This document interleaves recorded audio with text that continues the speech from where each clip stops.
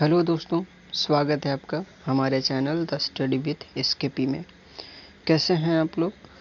तो देखिए, भारत का भूगोल में जो हम लोगों ने पढ़ा था वो मध्य हिमालय के तक हम लोगों ने ख़त्म कर दिया था। और मध्य हिमालय के बाद जो है हम लोगों ने कुछ इसको छोड़ दिया था और नए टॉपिक को हम लोग स्टार्ट कर दिया था, पॉलिटी को। तो पॉलिटी में भी कुछ थोड़ा मोड़ा हम लोग पढ़ लिए थे और मध्य ये ज्योग्राफी ऑफ इंडिया में पढ़ लिए थे। अब हम लोग करेंगे क्या कि दोनों को पढ़ते चलेंगे धीरे धीरे, ठीक है? क्योंकि एक साथ ये दोनों लगभग कंप्लीट सा हो जाएगा। तो देखिए, अब जो हम लोग पढ़ने जा रहे हैं वो बाह्य हिमालय के बारे में पढ़ने जा रहे हैं। और इससे पहले कि मैं यह कह दूं कि बाह्य हिमालय के बारे में पढ़िए, अगर आपने मध्य हिमालय और बृहद हिमालय नहीं पढ़ा है तो प्ले लिस्ट में जा कर के आप पढ़ सकते हैं उसको अच्छे से, क्योंकि वह दोनों कंप्लीट रहेगी तो यह आपको समझने में थोड़ी आसान रहेगी। तो आइए अब हम लोग बाह्य हिमालय को स्टार्ट करते हैं। देखिए, बाह्य हिमालय को जो है शिवालिक हिमालय के भी नाम से जाना जाता है, ठीक है? बाह्य हिमालय को और क्या नाम से जाना जाता है? तो शिवालिक हिमालय के नाम से इसको जाना जाता है। यह ऐसा पर्वत इसको कहें कि आपसे पूछे कि नवीन जो सबसे श्रेणी है हिमालय में, तो वह सबसे नवीन श्रेणी कौन है? तो देखिए, सबसे नवीन श्रेणी जो हिमालय में है वह है शिवालिक हिमालय। सबसे नवीन श्रेणी कौन है? तो है शिवालिक हिमालय। आप इस बात को याद रखिएगा, ठीक है? और अगर हम लोग बात करें कि शिवालिक हिमालय जो है वह अलग किससे होता है, तो अलग तो यह होगा मध्य हिमालय से। और आपने ये भी पढ़ा होगा कि एक बृहद हिमालय नाम का हिमालय था। जो बृहद हिमालय है मध्य हिमालय से अलग हो जाता था, यानी मध्य हिमालय बृहद से अलग हो जाता था। तो यह जो अलग होता था वह किससे अलग होता था?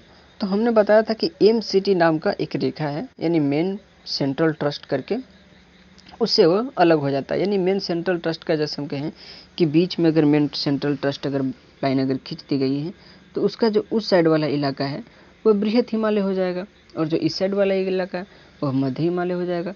उसी प्रकार से अगर बीच में बात करें तो बीच में मध्य हिमालय होगा, और उसका जो सबसे निचला भाग होगा वह किससे अलग हो रहा होगा? तो वह मध्य हिमालय से जो अलग होता है वह MBT के द्वारा अलग होता है। और MBT का मतलब होता है मेन बॉडी फोल्ड। इसके द्वारा बाह्य हिमालय अलग हो जाता है, ठीक है? बाह्य हिमालय का देखिए उत्पत्ति जो हुआ था वह नियोजोइक एरा में हुआ था, और नियोजोइक एरा के प्लीस्टोसीन काल में हुआ था। इसका निर्माण जो है कंकड़, पत्थर, मिट्टी और कैंग्लोमेरेट वगैरह से इसका हुआ है। अब देखिए, यहाँ पे थोड़ी सी एक ध्यान देने वाली बात होगी, नियोजोइक एरा। यह नियोजोइक एरा जो है वह क्या होता है? नियोजोइक एरा, इसके बारे में यहाँ पे थोड़ा सा ध्यान से समझ लीजिएगा कि नियोजोइक एरा जो है यह क्या था, और प्लीस्टोसीन काल जो है वह क्या होता है। तो देखिए, नियोजोइक एरा के जो प्लीस्टोसीन काल है, ठीक है, नियोजोइक एरा के क्या है? तो नियोजोइक एरा का जो प्लीस्टोसीन काल है इसमें इसका उत्पत्ति हुआ था। आप जैसे समझते होंगे कि जो काल होता है शक संवत में, अगर विक्रम संवत में अगर बात करें तो कलयुग होता है, त्रेता युग होता है, सतयुग होता है। उसी प्रकार से यहाँ भी एक काल थी ज्योग्राफिकल में, उसको कहते थे नियोजोइक एरा। और जैसे हम लोग पढ़ते हैं 2012, 2013, 2010, 2021, 2022 जैसे बढ़ते आ रही है, यह इसमें अगर बात करें ज्योग्राफिकल में तो प्लीस्टोसीन काल हुआ। उस तरीक़ा से एक उस समय था, एक काल था जिसमें यह जो इसका उत्पत्ति हुआ था। आपको हमने सबकी उत्पत्ति बताई होगी, मध्य हिमालय की भी, बाह्य हिमालय की भी। आप उसको कमेंट्स में हमको जवाब दे सकते हैं, ठीक है? अब देखिए, इसका चौड़ाई, हर किसी का चौड़ाई होता है, कौन कितना में फैला हुआ है, नहीं फैला हुआ है।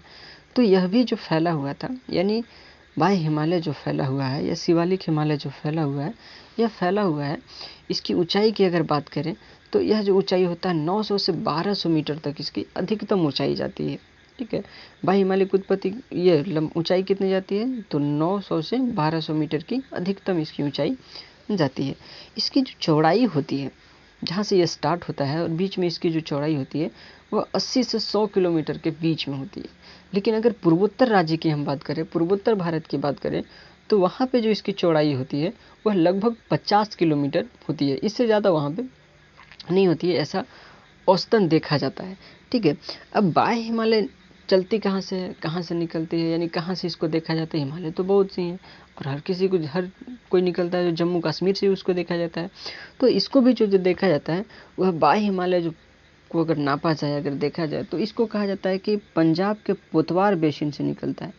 पंजाब के पोतवार बेसिन से यह निकलता है, पोतवार बेसिन से इसको माना जाता है। और ये बिहार के कोसी नगर नदी तक जो है बिहार में कोसी नदी है वहाँ तक कि क्रमबद्ध फैला हुआ है, यानी कि ऊंचाई जो इसकी आ रही है लगभग कहीं भी गायब नहीं हुई है, लगभग ऐसा माना जाता है। लेकिन कोसी नदी के बाद हम इसको बात करें कि कोसी नदी के बाद जो है बिहार में यह टूटी फूटी अवस्था में है, यानी कि कहीं पे है कहीं पे नहीं है, कहीं पे है कहीं पे नहीं है। तो इस तरीक़ा से इसका है फैलाव हुआ है, ठीक है।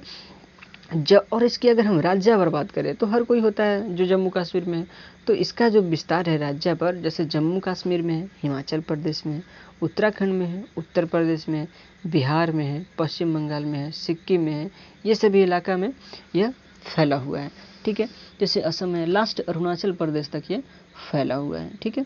अगर हम बात करें कि इसको कहाँ पे किस नाम से जाना जाता है, तो देखिए जम्मू कश्मीर में इसको जो है वह जम्मू श्रेणी के नाम से जाना जाता है। यानी कि अगर शिवालिक पर्वत की हम बात करें कि शिवालिक पर्वत को जम्मू कश्मीर में किस नाम से जाना जाता है, तो वहाँ पे इसको जम्मू श्रेणी के नाम से जानते हैं, ठीक है।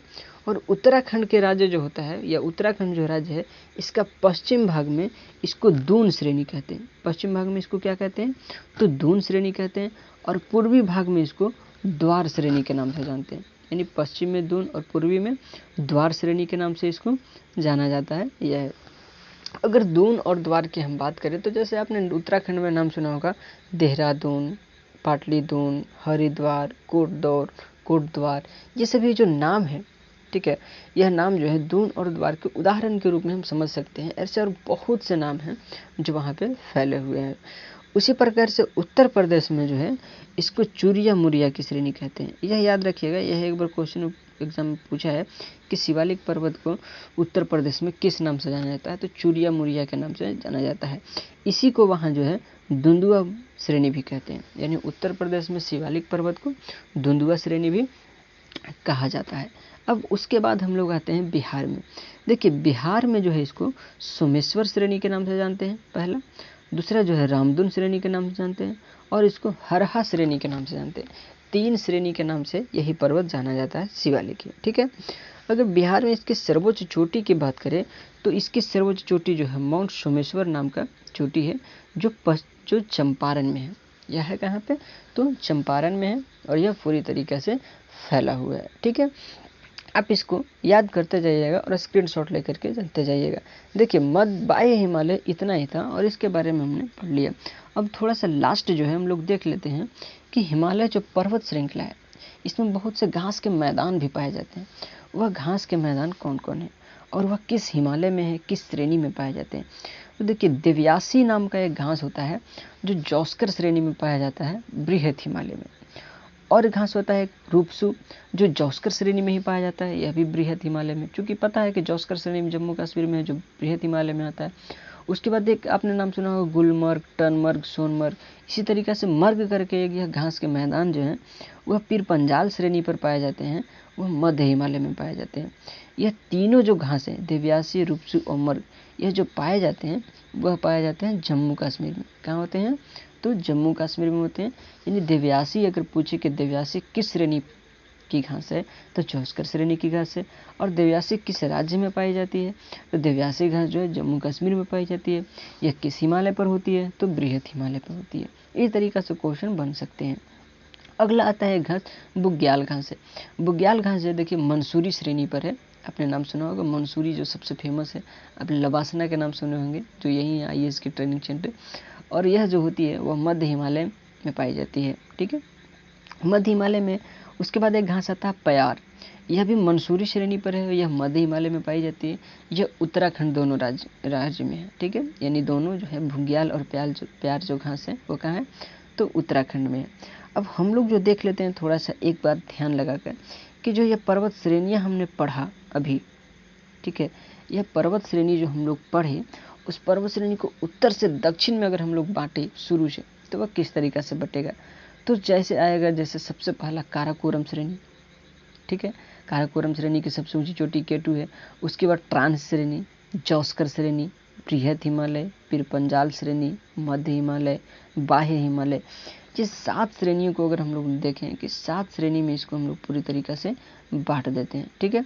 उसके बाद अगर हम लोग देखें कि यह किस तरीक़ा से आती है, तो यहाँ पे आप मैप में देख सकते हैं कि किस तरीक़ा से यह बटा है। और आप इसको स्क्रीनशॉट लेकर के अच्छे से भारत के नक्शे पे आप सजा लीजिएगा।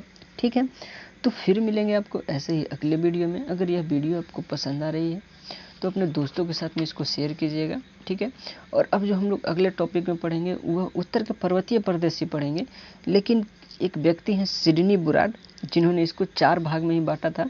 उन चारों भागों के बारे में हम लोग पढ़ लेंगे, नदी के आधार पर उन्होंने बांटा था। ठीक है, तो उसको हम लोग अगले वीडियो में कंप्लीट करेंगे। अगर आपको यह वीडियो पसंद आ गई है तो अपने दोस्तों के साथ में ज़रूर शेयर कर दीजिएगा। और देखिए, अगर चैनल को आप सब्सक्राइब नहीं किए होंगे तो ज़रूर सब्सक्राइब कर दीजिएगा, क्योंकि सब्सक्राइब मेरे लिए बहुत ज़रूरी है, आपके लिए भी ज़रूरी है कि मैं जो भी वीडियो आपके यहाँ अपने चैनल पर लोड करूँगा वह आप तक सबसे पहले पहुँच जाएगी।